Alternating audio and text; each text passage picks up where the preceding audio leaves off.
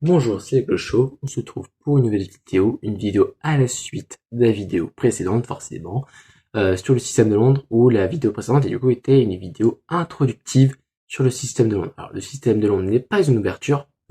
Théoriquement, c'est quelque chose à faire dès le début. Je crois que la différence entre un système, du coup, entre le système et l'ouverture, c'est que l'ouverture se fait en quelques coups, en à peine 5 coups, un truc du genre.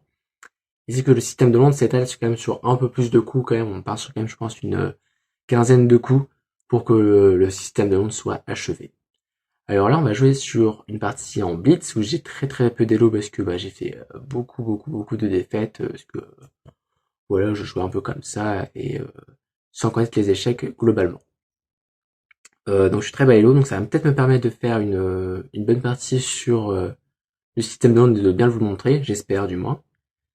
Donc là, j'ai essayé de tomber sur les blancs. J'ai pas trop envie de vous montrer sur le système de Londres sur les noirs, parce qu'on perd du coup un coup. On a un coup de retard qu'on perd aux blancs.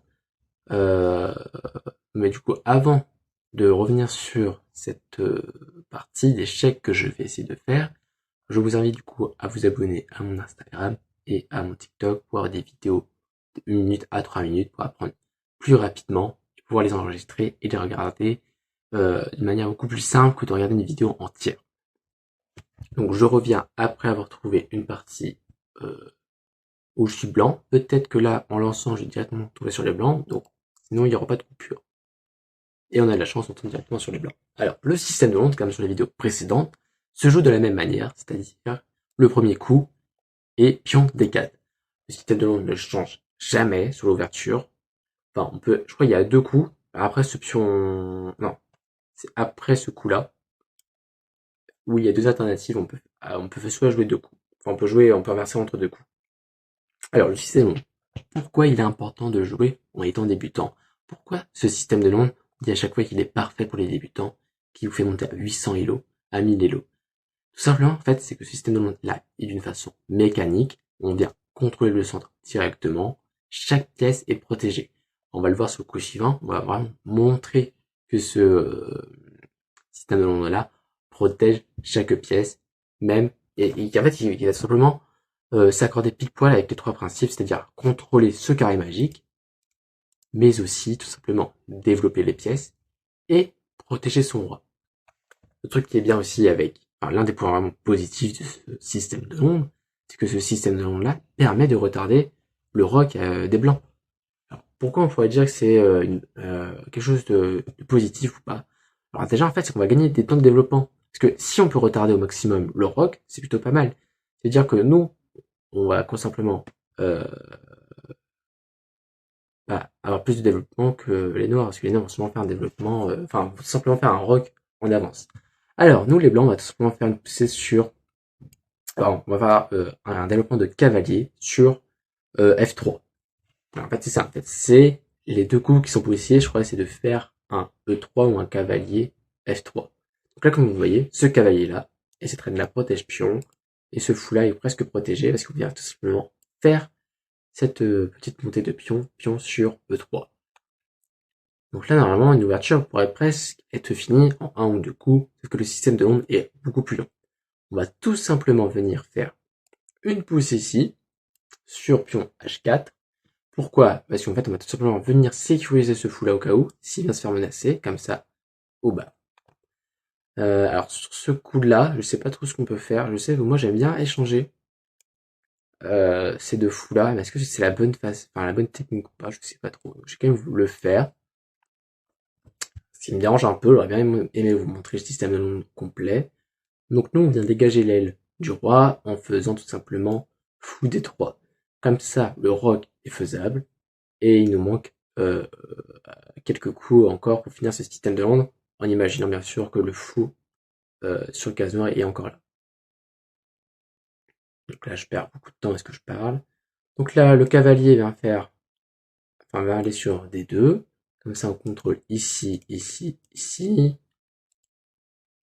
Alors, bon, normalement, le système de Londres se finit par ici, par une poussée de pions sur C3, avec bien sûr le fou qui est là. Donc là, on a carrément le système de Londres qui est complété. Pour vraiment compléter le système de Londres à la perfection, on vient tout simplement faire un petit roc. Les Nords ne l'ont pas fait, bon, ils sont en bon développement aussi. La plupart des pièces sont dégagées. Bon, le problème, c'est que Fou est coincé par cavalier.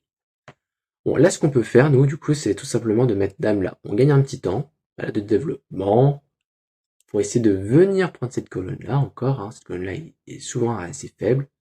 Donc là, c'est-à-dire que les deux tours sont jumelées, elles n'ont rien entre eux. Donc là, nous, en tant que système de Londres, le système de Londres est fini, parce que normalement, il est censé avoir ce petit fou-là. Et on va tout simplement développer le pion là pour attaquer. Donc là, le système de Londres est fini, vous pouvez déjà le pratiquer. Donc nous, on va tout simplement venir prendre cavalier là. Hop, on va menacer maintenant ce cavalier là. Ça s'enchaîne assez vite, hein, forcément, on provoque l'échange, on est en matériel équivalent, hein, c'est-à-dire un pion chacun de notre côté, un fou pareil, un cavalier pareil. Le système de Londres vraiment est bien, parce que vous voyez, la chaîne déjà de pions est très bien engagée.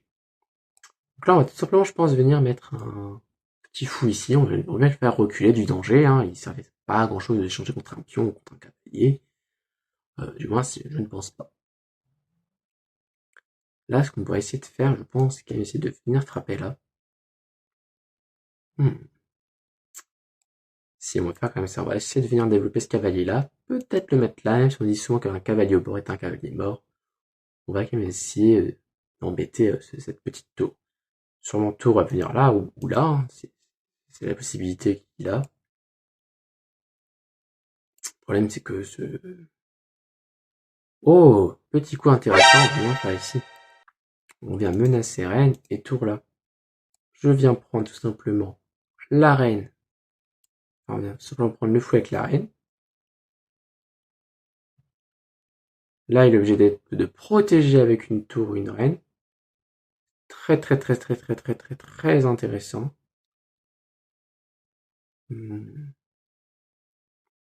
Là, on va gagner. On est vraiment sur une victoire assez proche. Parce que si reine vient là, je viens manger tour ici, échec, je regagne sur moi une tour. Si c'est, ça va être ça en fait, il ne va y avoir que ça. Ou sinon c'est cavalier qui vient se mettre là. Et si cavalier vient, voilà, cavalier va se mettre là, ok. Bah tout simplement nous, les noirs, enfin les blancs, on va tout simplement venir consolider cette colonne là pour essayer de venir gagner. Bah, on a un coup qui est plutôt bien. C'est de venir mettre fou ici. Je l'avais pas vu, j'aurais pu le faire, on va le faire là après. En espérant qu'il joue assez rapidement quand même pour vous montrer, sauf s'il l'a vu. Bon, après, s'il bouge pion là, franchement. Ah, il met ici, c'est pas mal. Il met ici, sauf que le problème, c'est ça comme je vous l'ai dit. Oh non! Oh la gaffe! Oh non, la boulette. Je donne ma reine. Ah non, je ne donne pas ma reine! Je vous ai eu. Bien sûr que non. C'est protégé avec la tour, je ne l'avais pas vu. Je ne l'avais pas vu. Ce qu'il peut faire, c'est soit remettre tour, sans voilà, bouger son roi. Alors nous, ce qu'on va venir faire, je pense, c'est tout simplement de venir peut-être faire un échange de reines. Soit on fait un échange de reines, mais j'ai pas trop envie. On va peut-être juste manger pion là. Parce que il y a cette tour là hein, qui est très intéressante. On a envie de la manger hein, parce que là, s'il va là, je prends avec tour. Hein. On va pas se gêner. Hein. Sauf s'il va là, mais sauf s'il va là, je mange là. Là, en fait, je joue clairement avec le. Je joue clairement avec lui. Hein.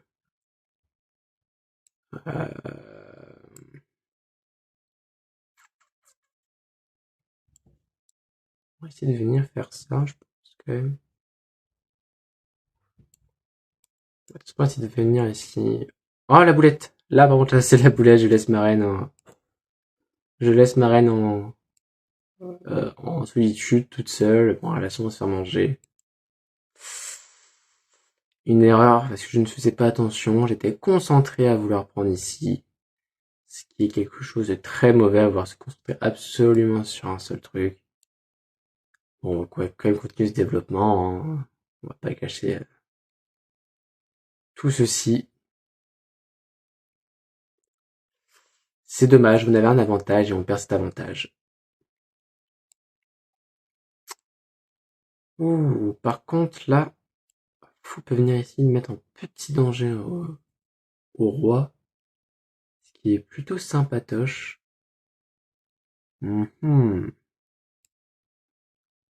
va venir menacer encore cette tour-là. On va essayer quand même de gagner cette position. Je ne fais pas du tout attention. Ici, ce qui est très inquiétant. On va tout simplement venir défendre ce côté-là. Hein. C'est obligé.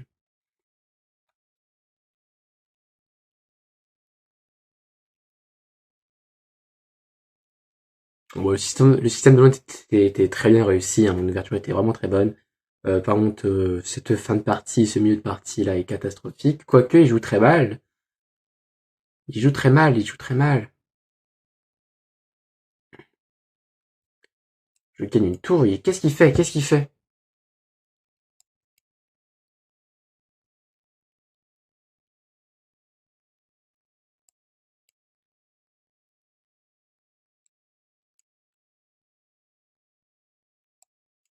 Échec et mat.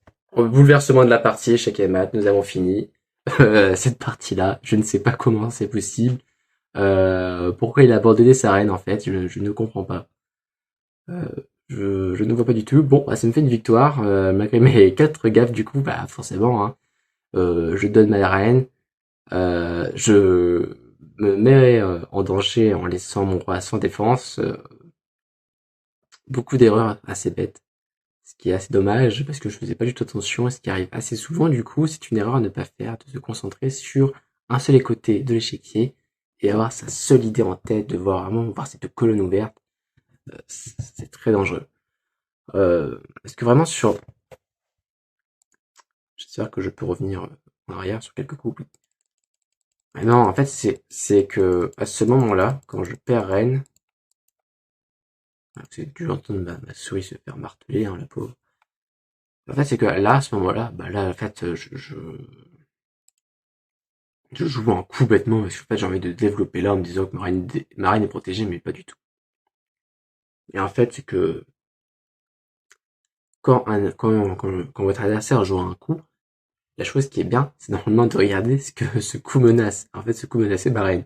Là, tout simplement, j'aurais dû euh, soit faire un échange, et je perdais trop de pièces, hein, ça ne valait pas le coup, hein, je perds une reine et une tour, ça ne valait clairement pas le coup.